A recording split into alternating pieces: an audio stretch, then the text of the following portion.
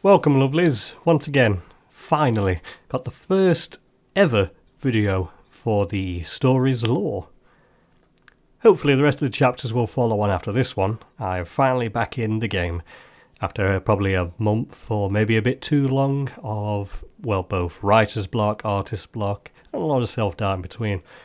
Thankfully though, it's all out of the way now. And, well, as you can see, a video has been made.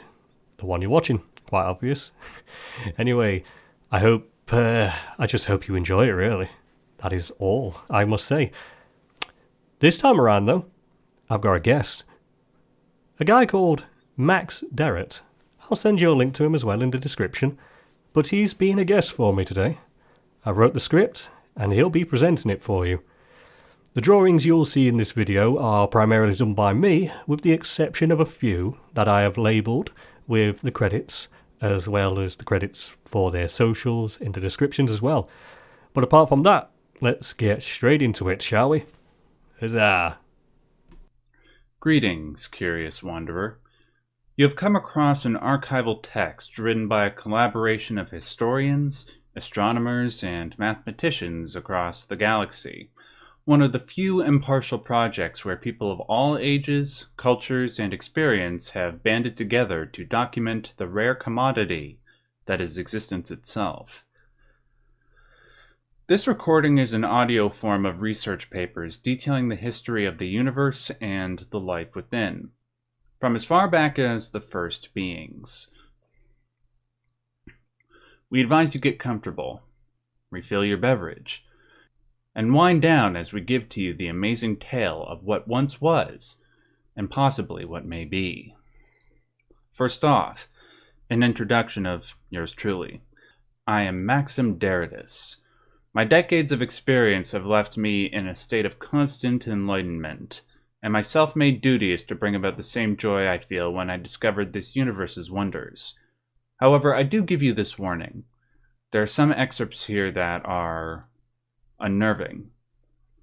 I wish it was completely joyous, but I cannot make a lie in this. No ignorance, no matter how blissful, must not cloud this article. Now then, let's begin.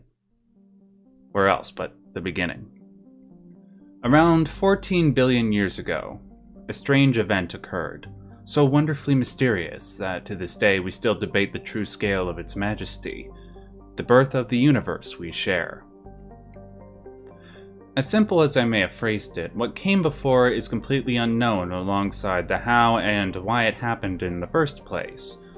On the contrary, along the sciences we know of from its first seconds, where the subatomic particles from the quarks to hadrons and everything thereafter began to form, and for hundreds of thousands of years, the universe expanded dramatically as a form of foam, in darkness, for there was no light just yet. Yet is a fickle word. When the time had come, light had been born, from the first forms of life recorded in paintings dating billions of years old, accounts from the mysterious figure known as Orion, who we will come to at a later time. He stated the first forms of life were so large they could balance the galaxies and first generations of stars they would create from the early universe on their fingertips, like we would balance a coin. These astro-gargants, as we have come to name them, were not the creators of the universe, but they came to alter what was made in ways we could only imagine. But what we see, hear, feel, think, and taste now are the fruits of their labor. The astro-gargants bent the universe to their design, creating the laws of physics, the speed limit of particles, the concept of absolute zero, radiation, and energy transformation, which would eventually accumulate to create something wonderful in their image. Life. We could only imagine what these beings thought. If they themselves knew of their origins, we'll never know, or how they felt when they saw their first creations. But considering life still exists, we can assume they were pleased, at least. What were these beings? Well, we have more records on them than their creators. They were known to us as the Concepts, later evolving to the new gods after the first calamity this universe experienced. The new gods, as their name entails, were the successors to the Astro-Gargants, and came to give meaning to the very universe, the ideas of free will, hot and cold, light and dark, unity. All these parallels and concepts we ourselves inherit were from their foundations. They were smaller than their creators, though still large enough to move stars around to calculated locations to create the first galaxies. Little island universes that the first beings could mold as clay and experiment, creating their own journeys of discovery just like we do today. From the stars that burst of the early universe, new materials were being made for the first beings to once again alter and create new things, the process repeating for billions of years, until the first calamity. Before I continue the subject of the first calamity, you must be thinking of our sources. Simply put, the new gods and Astro-Gargants had made efforts to preserve the knowledge of their existence, in the form of tombs, monuments, and catacombs that the planets of the universe may hold underneath their surfaces.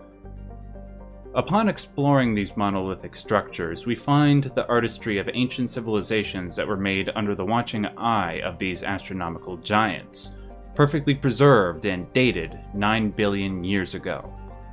Along with our transcribers and cooperation, we have been able to compile all the findings together. This the result. Now, as mentioned, the first civilizations of the universe began to depict their creators and record their history, of which the first editions were of the event we call the First Calamity. For them, it was known as the Tide of Nothingness and the Erasure of Id. Fair warning, these findings are unsettling, as those that recorded this stated whatever they faced was not stopped, merely delayed. You are aware of the cosmic horizon, the point of which we cannot see light from the early universe or why space itself is pitch black? At first we thought it was simply the consequence of cosmic inflation. The reality is much grimmer. It was the aftermath, the scarred battlefield of a war that broke the early universe. What kind of events and beings could do such things? The answer?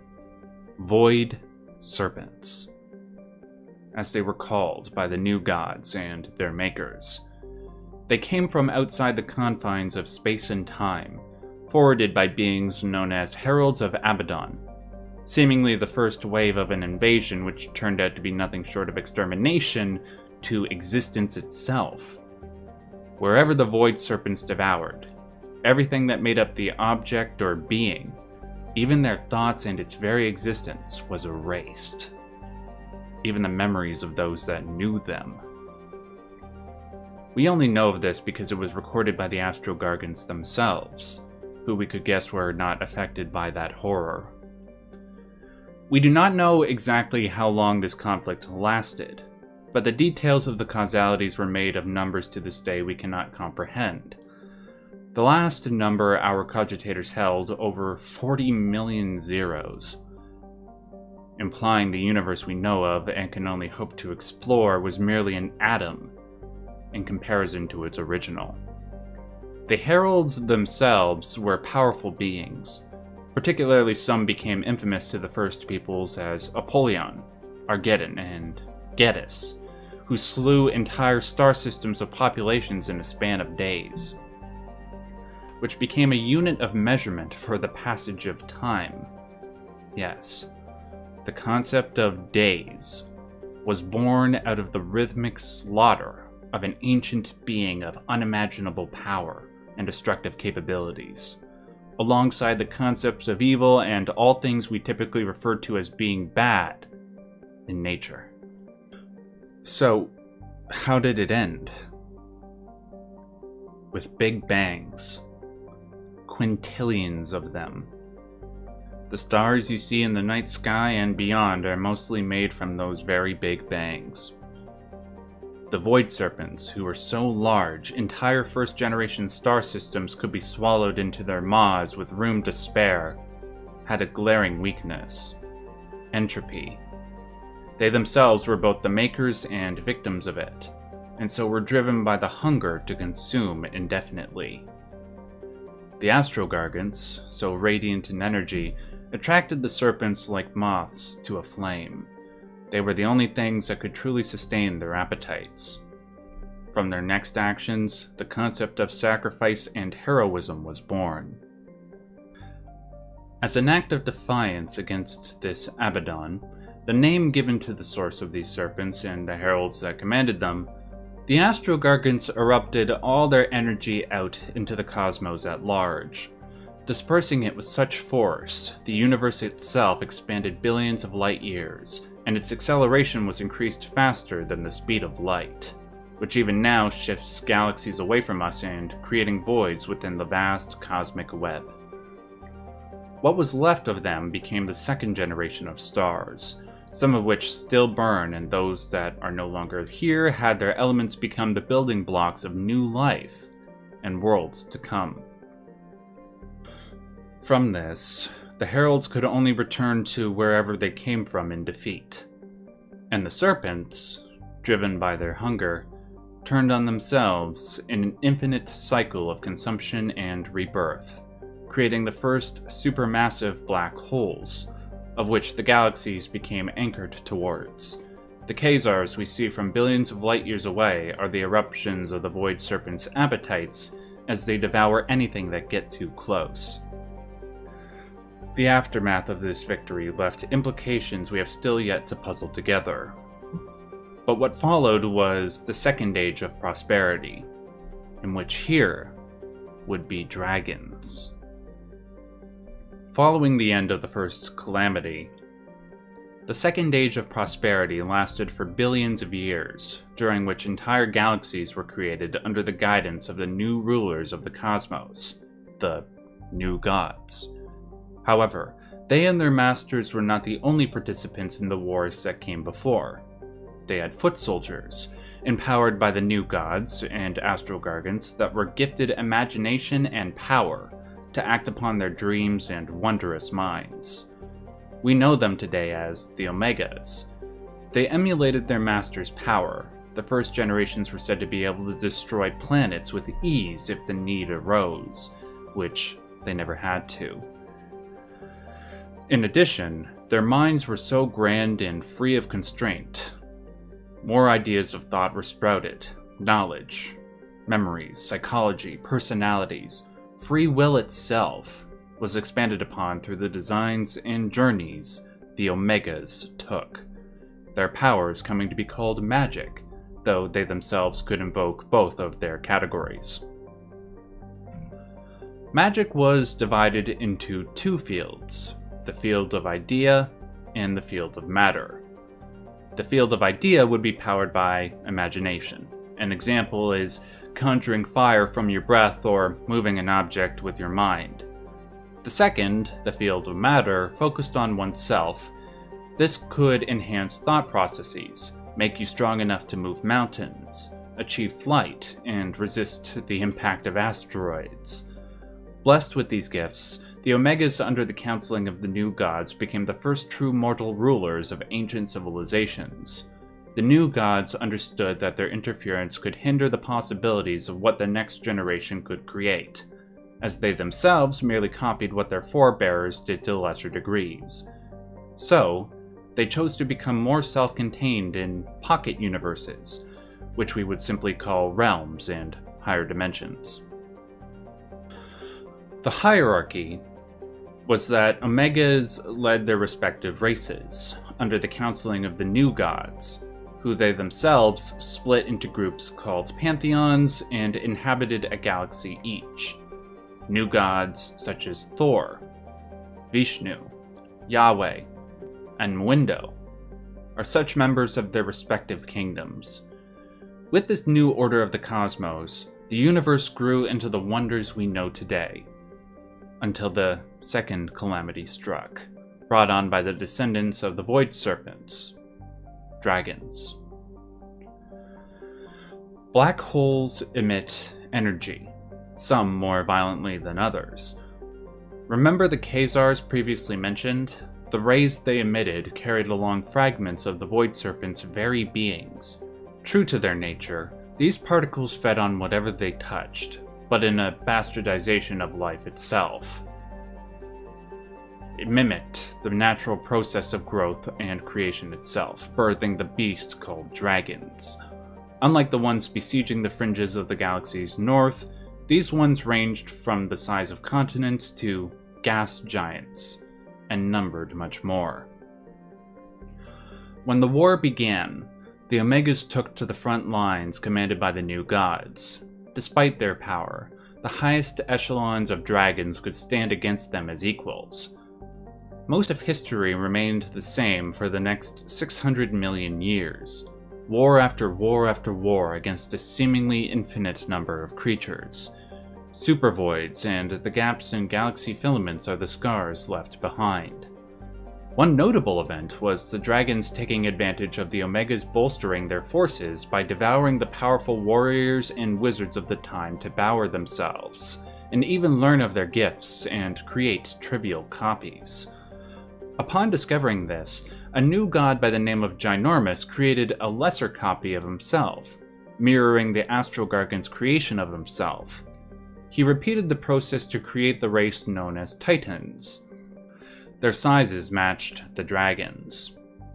As we know, one such Titan exists today, Sabaton, who travels the galaxy to help worlds under the banner of the loyalist Orion Empire, who he ruled over until being overthrown by the current emperor.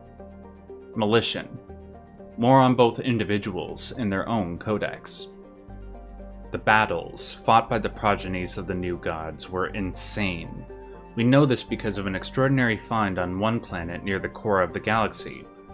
The planet is rocky, but has a distinct dent on its surface, an impact crater taking up a fifth of the surface and going as far down to the outer core, where the epicenter is liquid rock still today. Over 2 billion years ago, a battle raged between a titan and a dragon on this world. The tectonic scars under the crust, rubble field surrounding the planet, and the very crater itself as evidence. But the most obvious and fascinating record of this battle is the remains of the combatants themselves. You heard that right. The crater is itself the coffin both fighters rest. The specimens measure over 4,000 kilometers tall.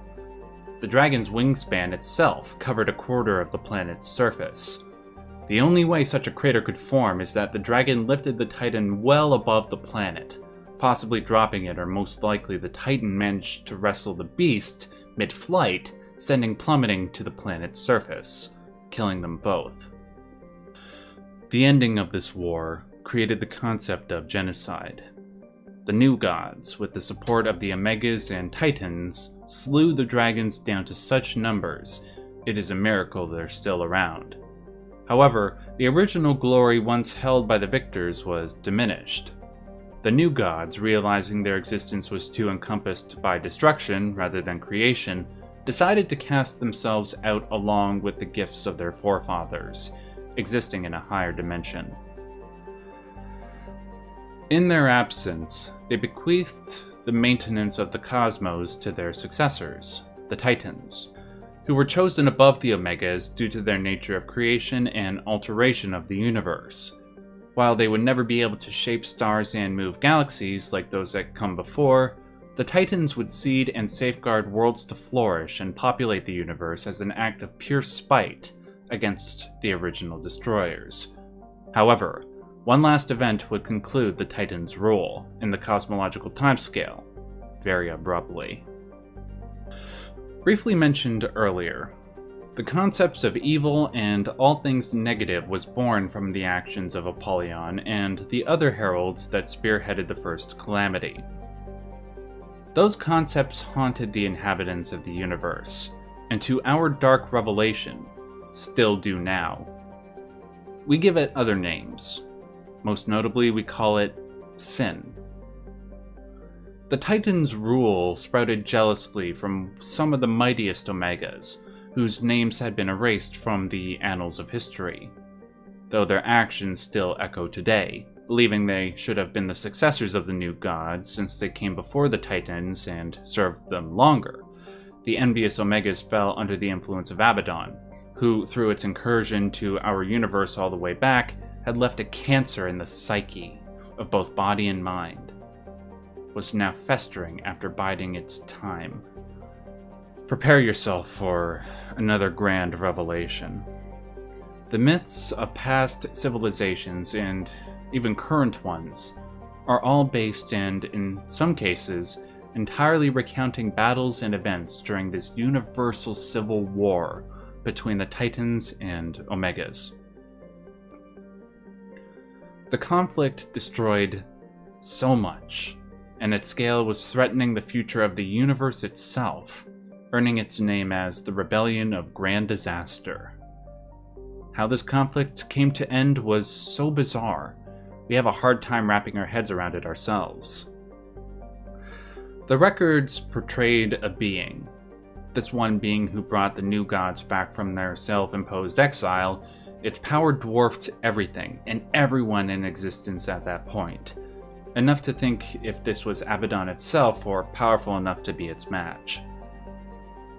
This being had a name, Thidian, and it had a title, the Omni-Overseer and Final Judge. It proclaimed it had observed the beginning of our universe and stood witness to all that happened until now. His revelation brought upon a new hierarchy to the gods themselves. He was above them all, though he himself stated he was not the creator and refused to discuss the nature of if there was one. He claimed dominion over the new gods during their time in exile, as they encroached into his realm during, in addition to displaying his power to somehow be higher than the Astral Gargants, briefly resurrecting one before returning it back to where it was before. Thidian ended the conflict with his presence alone, burning away the taint of Abaddon from all who was afflicted. Then, as swiftly as he ended the war, he left the universe. That is all we know of this Thidian. As penance, the Omegas and Titans were ashamed of the destruction they had wrought. They reformed their bonds and sought to fix and improve from what once was before. After that, they had decided the best course of action was to not let their powers be corrupted again. In an act of selflessness, the Titans and Omegas released their power and gifts into the universe at large through the forms of both magic, energy, and matter, drawing a parallel to the Astral Gargant's sacrifice. Some went into slumbering as a safeguard measure in case a threat only they could stop arose. One such individual is, of course, our own Titan of the Orion Empire, Sabaton, who states the Titans are soon to reawaken, since the Omegas already have begun to sprout over the last 100,000 years, which leads us to the history we know of after the deep slumber began. We coined this term for this age. We're currently in it, and we define it as the period that starts when the ancient Titans and Omegas went into their deep slumber at around 3 billion years ago, leaving life as we know it to find its own way. You and me proving it figured it out eventually. It is important to note we gave it this specific name because all the past events have a consistency to them, like a cosmological cycle. Perhaps the sacrifice of the Astral Gargants, the new god's departure, and the deep slumber of the Titans and Omegas were attempts to break or prevent the cycle, and only time will tell if it succeeded. In this age, life in the universe itself has been left to its own devices, with the interference of gods and monsters long past in all but hieroglyphs, cave paintings, and ancient machinery that baffles the mind. This was a brief overview of the events leading up to this age. The details of things included will have their own codexes to be published, but for now, we should continue to write our own contributions to the history books, for they're being written this very moment. And time waits for no one, not even the gods. First of all, I must thank you for reaching the end of this video. I make these for those that come across it and those that hear from it from their friends. I want to try and create both this series and lore videos and the story itself that is connected to this fictional universe. I aim to get better with production quality through practice, trial and errors while producing these videos. All I can say is, please like and subscribe if you wish to continue listening to the story I've created and its ever-expanding universe. Credits to Eric Webb for drawing Armageddon, to Bumblebee Art for the concept of an Omega, and Surreal Katie for the design of Sabaton. Find their links to their socials in the description, as well as my own. Goodbye, friend, and I hope you come back again. It's why I make this in the first place. For you, just as much as it is for me.